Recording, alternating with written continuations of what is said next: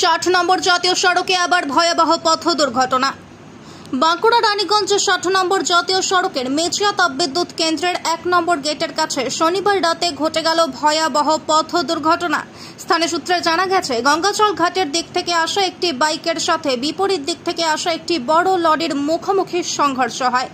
ফলে বাইকে থাকা আরোহী ও সহ আরোহী গুরুতর জখম হন।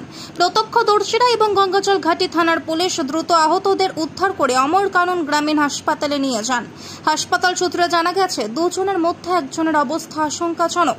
প্রাথমিক চিকিৎসার পর দুজনকেই বাঁকুড়া সম্মিলনী মেডিকেল কলেজ হাসপাতালে স্থানান্তরিত করা হয়েছে। এলাকাবাসীর অভিযোগ, প্রায় এই রাস্তায় এমন দুর্ঘটনা ঘটে চলেছে। বারবার প্রাণহানির ঘটনার ফলে আতঙ্কিত হয়ে পড়েছেন সাধারণ মানুষ। রাস্তার দুপাশে অধিক গাড়ি পার্কিং থাকার কারণে এই ধরনের পথ দুর্ঘটনা ঘটছে বলে স্থানীয় বাসিন্দারা অভিযোগ করেন।